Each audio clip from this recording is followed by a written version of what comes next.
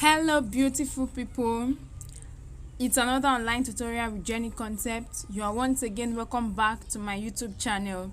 In today's tutorial we are going to be learning how to make a round band turban cap which has this round ruffles design attached to it. For this tutorial, the materials used include scuba fabric, matching color of thread and needle, scissors, measuring tape, gum, either your UAG gum and then your candle gum and glue gun, as well as accessories such as your trimming or your stones or pearls for embellishment. If you are still watching and you are yet to subscribe to our YouTube channel, please kindly do so by clicking on the subscribe icon and also on the bell icon to enable you get notified whenever new tutorials are uploaded.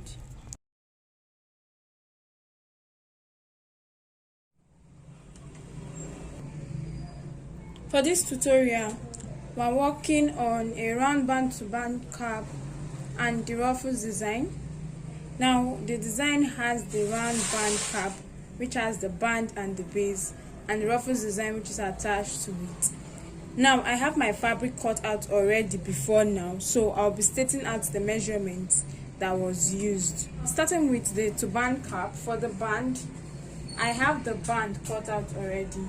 And the measurement for the band is 4.5 inches for the width and 23 inches for the length.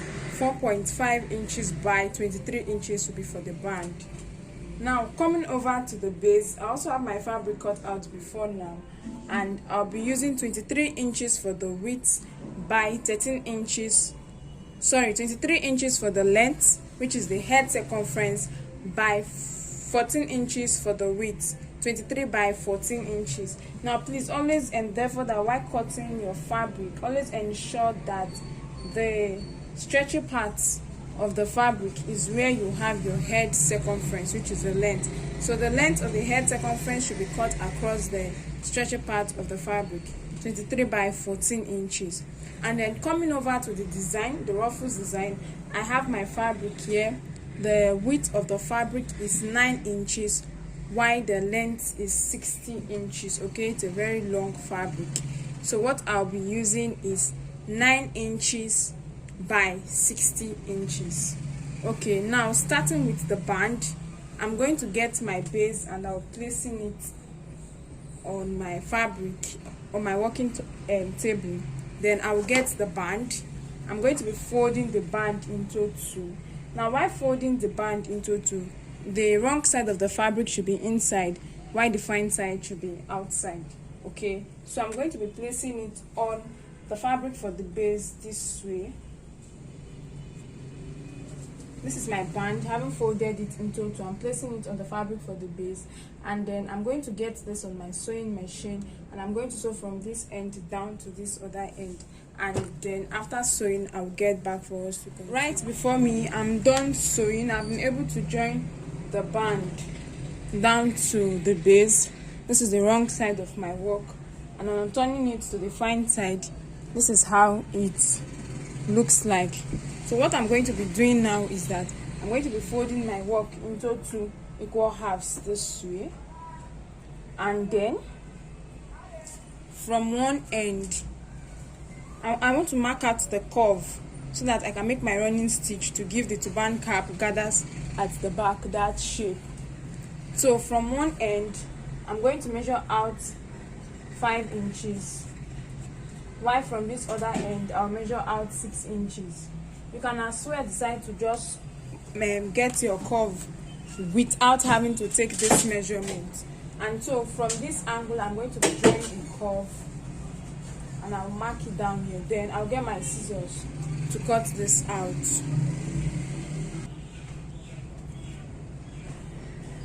So as soon as that is done, this is how I get my turban cap to be, and I'm going to go ahead to place this on my sewing machine, and I'm going to start sewing from the band, also from the band all the way down to this end, in order to join it together to form my cap.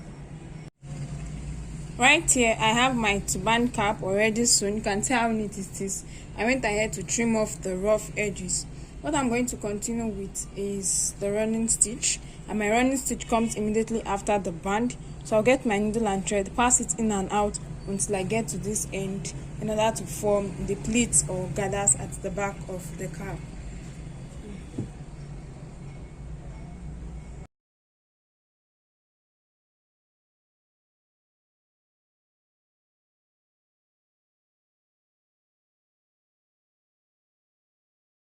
So this is my work after making my gathers at the back. This is my turban cap, and when it's turned inside out, this is how it comes out to be.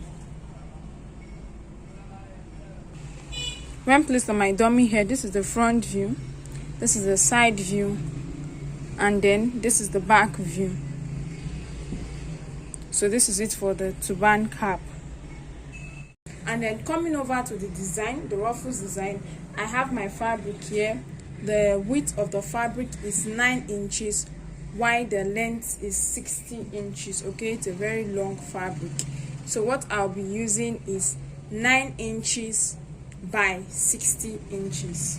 Okay, now I'm going to be folding this fabric into two, with the wrong side inside and the fine side outside. And then I'm going to be placing it on my sewing machine, and I'm going to be sewing by half an inch to close it up. Okay, so I'm going to fold it into two with the wrong side inside and the fine side outside, and then I'll take this to my sewing machine and sew to close this edge up. At this point, I'm done sewing my fabric, and as you can see, I had it sewn at the edge, while this folded edge remains the same, but these two ends have been closed down to give me this. So from one end of the fabric to the other end, I've been able to sew it down. So this is it. And then coming over to one end of the fabric, starting this way, I'm going to get my measuring tape and my chalk, and I'm going to be taking out 1 inch measurement and marking it out. So when I place my measuring tape on my fabric, I'll measure out 1 inch and then mark it, and I'll go ahead, repeat the same thing till I get to the end of the fabric.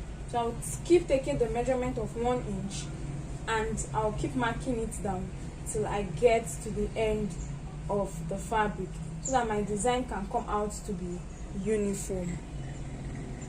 So this is my fabric. As you can see, I'm taking out my 1 inch measurement and I'm marking it, and I'll do that until I get to the end of the fabric.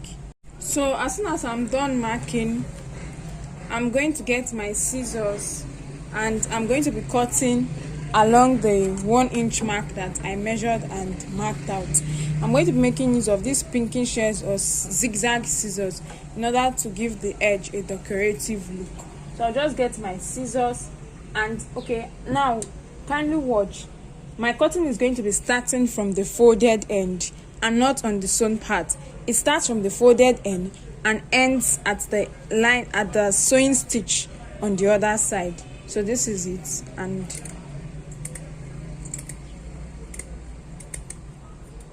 so this is it. So that's for the first one, and then I will go ahead and keep doing the same thing until I get to the end of the fabric. So this is it, as you can see. Then if you look at the edges, you see the zigzag edges. Okay, that's because of the kind of scissors I'm using.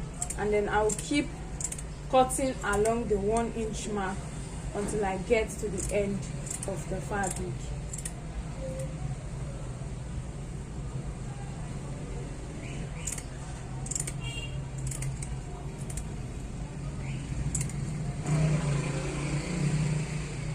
So I'll go back to complete this, and as soon as I'm done, I'll get back for us to continue. I'm done cutting out my fabric, and as you can see, this is how it looks like. Okay, from one end of the fabric to the other has been cut open, and as you can see that the cut stopped at the point where I had the sewing thread.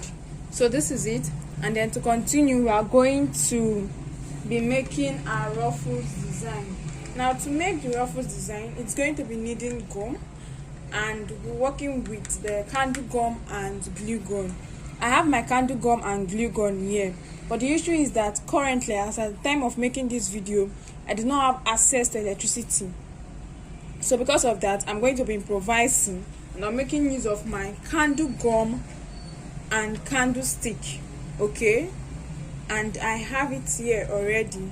So this is what I'm going to be improvising with. Now I want to emphasize that while working with your candle stick and your candle gum, you don't have to place the tip of the candle at the tip of the firelight.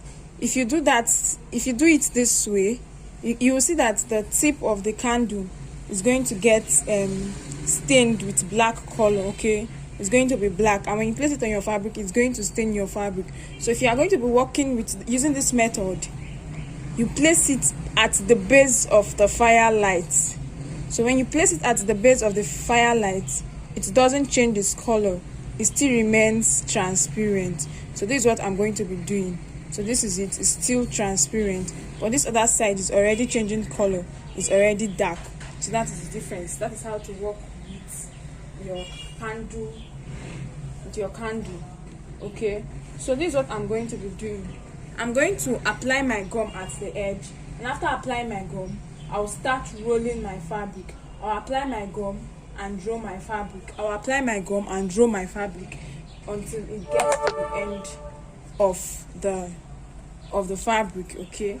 So that's just what I'm going to be doing now. Remember that your candle should be placed at the end of the firelight, and then this is going to take a whole lot of time. It would have been faster if I had access to electricity and I'm making use of my glue gun, but then rather than staying without working on anything, I just have to improvise using this.